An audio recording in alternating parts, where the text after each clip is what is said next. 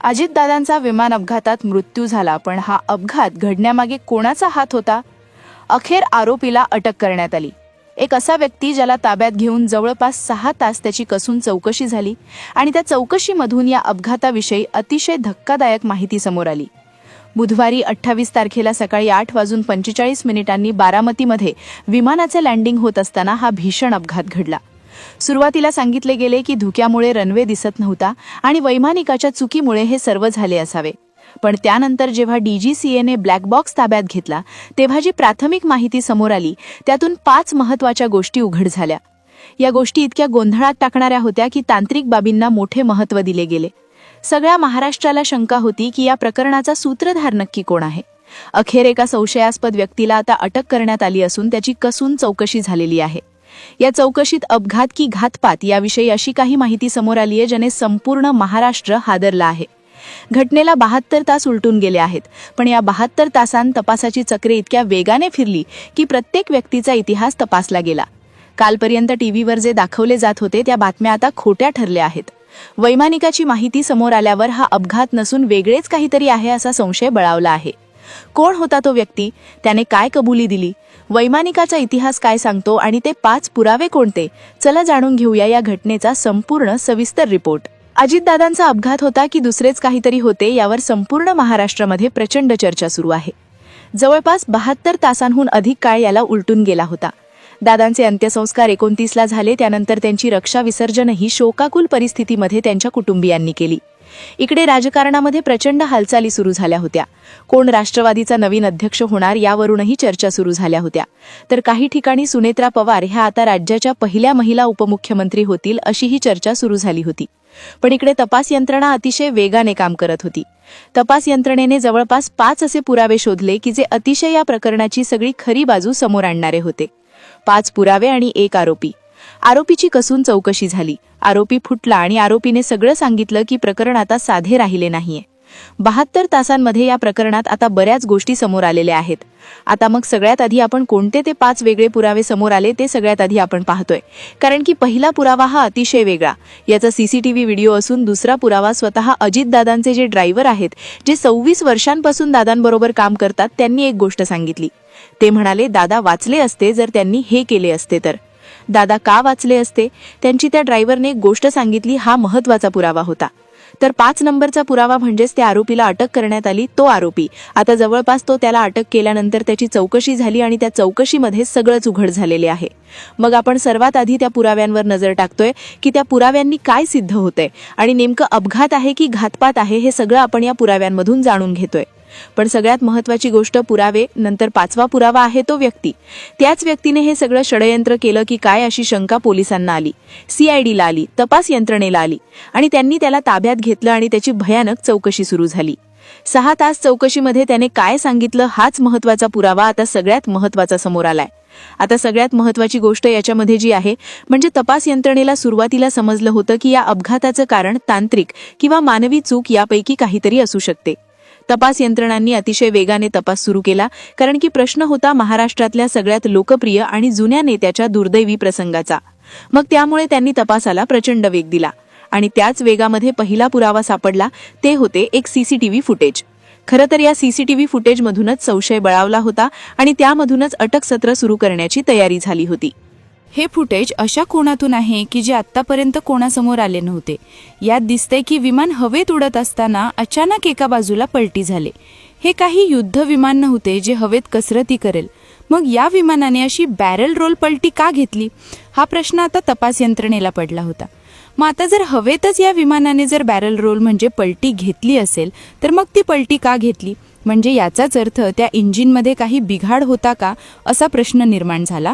आणि या पहिल्या पुराव्यामुळेच मग इंजिनच्या बिघाडामध्ये कोण कोण सामील असू शकतात, कोणाची चूक असू शकते आणि याच दृष्टीने ते अटक सत्र सुरू करण्याचा निर्णय घेतला.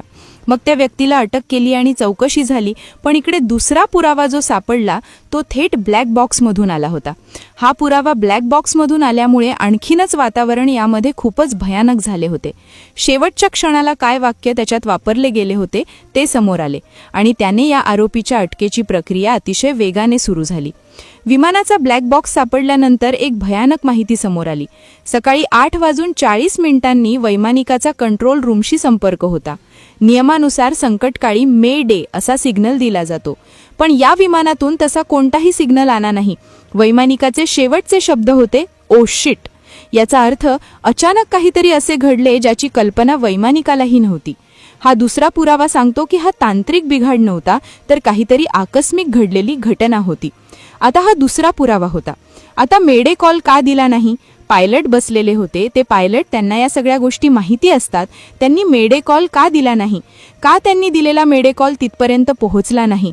हा महत्त्वाचा मुद्दा आता आरोपीकडे संशयाची सुई नेत होता व आरोपीला पकडण्यासाठी आता तपास यंत्रणा जोरात कामाला लागली होती. आता कोण होता तो आरोपी याची शंका आता आली होती आणि तपास यंत्रणा आता त्याला पकडायला निघाली होती. त्याचे नाव समोर येणार होते आणि त्याला प्रचंड अशा चौकशीला सामोरे जावे लागणार होते. पण तिसरा पुरावा, ज्याने सगळ्यात महत्त्वाची गोष्ट तपास यंत्रणेसमोर ठेवली, ती म्हणजे तिथे उपलब्ध असणारी जी लोकं होती, जी खालून विमानाकडे बघत होती, त्यांनी एक विचित्र त्या ठिकाणी सांगितले होते आणि त्यानेच खरं तर या अटकेला सुरुवात झाली. तो पुरावा म्हणजे, तिसरा पुरावा म्हणजे प्रत्यक्ष घटना पाहणाऱ्या लोकांचे जबाब. लोकांनी सांगितले की विमान जमिनीला स्पर्श करण्यापूर्वीच त्याचे 5 भीषण स्फोट झाले. विमानाचे सुटे भाग कित्येक किलोमीटर लांबवर विखुरले गेले होते. जर हा साधा अपघात असता तर स्फोट जमिनीवर आदळल्यानंतर व्हायला हवा होता, पण हवेतच झालेले स्फोट एका मोठ्या कटाकडे इशारा करत होते. इथे इशारा एखाद्या कटाकडे केला गेला होता. मग तो कट कशा पद्धतीने आणि कुणी केला असेल? तर या संदर्भातील विमानाचा इतिहास तपासला गेला आणि त्या विमानाच्या इतिहासामध्ये तो आरोपीच सापडला. त्या आरोपीला आता धरण्यात आले होते आणि आरोपीची तपासणी, चौकशी त्या ठिकाणी होणार होती. चौथा जो पुरावा होता त्यामध्ये खरं तर या आरोपीचे नाव समोर आले. तो पुरावा होता त्या विमानाचा इतिहास तपासला गेला, विमानाचे रिपोर्ट चेक करण्यात आले. अजितदादाच्या विमानाने प्रवास करत होते ते विमान VSR कंपनीचे होते. या कंपनीचे मालक कॅप्टन VK सिंग आणि रोहित सिंग हे पितापुत्र आहेत. या कंपनीचा रेकॉर्ड अतिशय खराब आहे. जेव्हा तपास यंत्रणा दिल्लीतील त्यांच्या कार्यालयात पोहोचली तेव्हा तिथे शटर ओढलेले होते, कर्मचारी पसार झाले होते, पण एक व्यक्ती तिथे पोलिसांच्या जाळ्यात सापडला. त्याची 6 तास कसून चौकशी झाली. विमान 16 वर्षे जुने होते. वैमानिकाला मद्यपानामुळे 2दा बडतर्फ करण्यात आले होते. हे सगळं सत्य आता समोर येत होतं. आता येतो या संपूर्ण प्रकरणाचा शेवटचा आणि सर्वात धक्कादायक वळण. ज्या व्यक्तीला 6 तास ताब्यात घेऊन चौकशी केली गेली, ज्याने सुरुवातीला मला काहीच माहीत नाही असे सांगून पोलिसांना फिरवले, अखेर त्याने कबुली दिली. तो व्यक्ती दुसरा तिसरा कोणी नसून VK वेंचर्सचा मालक होता, ज्याने आपल्या स्वार्थासाठी आणि पैशांच्या हव्यासापोटी निकृष्ट दर्जाची विमाने प्रवासासाठी उपलब्ध करून दिली. विमानात तांत्रिक दोष असूनही, वैमानिकाचा इतिहास डागाळलेला असूनही त्याने दादांसारख्या मोठ्या नेत्याच्या जीवाची पर्वा केली नाही. तपासात असे समोर आले की हे केवळ निष्काळजी पण नव्हते, तर यामागे एक मोठा व्यावसायिक कट असण्याची शक्यता आहे. या मालकाला आता अटक करण्यात आली असून त्याच्यावर मनुष्यवधाचा गुन्हा दाखल करण्यात आला आहे. अजितदादांसारखा एक लोकनेता अशा प्रकारे एका निष्काळजी कंपनीच्या आणि एका गुन्हेगारी प्रवृत्तीच्या मालकाच्या चुकीमुळे आपल्यातून गेला, हे महाराष्ट्राचे दुर्दैव आहे. तर आतापर्यंत आपण या प्रकरणातील 5 महत्त्वाचे पुरावे आणि त्या संशयास्पद व्यक्तीबद्दल जी माहिती पाहिली, पण शेवटी एक गोष्ट लक्षात घ्या, ही संपूर्ण माहिती सध्या उपलब्ध असणाऱ्या विविध सूत्रांवर आणि तर्कांवर आधारित एक शक्यता आहे. हा एखादा अधिकृत अंतिम निकाल नाही, त्यामुळे आपण सर्वांनी संयम राखणं गरजेचं आहे. पण एक नागरिक म्हणून तुम्हाला काय वाटतं? विमानाचा हवेतच हा असा प्रकार घडणं, वैमानिकाने मेडे कॉल न देणं, त्या कंपनीचा जुना रेकॉर्ड, हे निव्वळ योगायोग आहे की यामागे काहीतरी मोठं कारस्थान दडलेलं असू शकतं? तुमच्या दादांच्या जाण्यानं महाराष्ट्र पोरका झालाय हे तर सत्य आहे, पण या चौकशीतून नक्की काय बाहेर येईल यावर तुमचं काय मत आहे?